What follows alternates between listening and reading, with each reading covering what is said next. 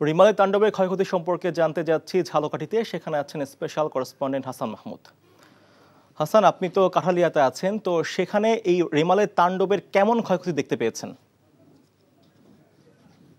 আমি এক ধরনের বলা যায় যে জায়গাটিতে দাঁড়িয়ে আছি, তাতেই আপনি বুঝতে পারবেন এখানে কি তাণ্ডব চালিয়েছে ঘূর্ণিঝড় রেমাল।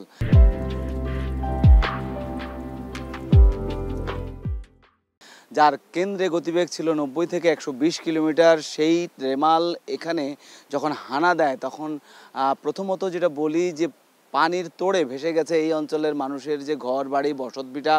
এবং এইখানেও আমি দেখেছি যে এখানে যে নদী তীরবর্তী অঞ্চলের সেই জায়গাটিতে কিন্তু অনেক বাঁধ কিন্তু ক্ষতিগ্রস্ত হয়েছে। এবং এই জায়গাটিতে দেখুন যে এটি একটি বাড়ি, এ বাড়ির চারপাশে যে গাছগাছালি তা সেই তাণ্ডবের তীব্রতায় রীতিমতো ভেঙে পড়েছে, ঘর ভেঙে পড়েছে এবং ঘরে কিন্তু মানুষ ছিল, তাদের অনেকে আহত হয়েছে। আমি হয়তো ক্যামেরার লেন্সে পুরোটা দেখাতে না পারলেও কিছুটা হয়তো আপনি এখান থেকে দেখতে পাবেন। আমি এখানকার এলাকাবাসী যেটা বলছে যে এই শুধু তাদের এই গ্রাম বা এই বাড়ি নয়, এইখানে চারপাশে যে বাড়িগুলো রয়েছে প্রত্যেকটি বাড়িতেই এই পরিস্থিতি, অর্থাৎ কারো না কারো কিছু না কিছু ক্ষয়ক্ষতি কিন্তু হয়েছেই। এবং বিশেষ করে এই জায়গাটিতে এখন যেটা দেখছেন এটি কিন্তু প্রায় কোমর পর্যন্ত পানি ছিল।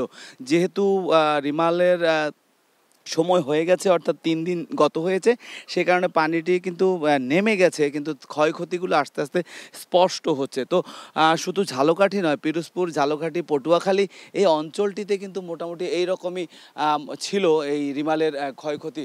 তো সেই রিমালের ক্ষয়ক্ষতি কাটিয়ে ওঠার চেষ্টা করছে মানুষ এবং তারা আবার বেঁচে থাকার জন্য নিরন্তর সংগ্রাম এবং চেষ্টা অব্যাহত রয়েছে। সাগর, জানছিলাম রিমালের ক্ষয়ক্ষতির খবর।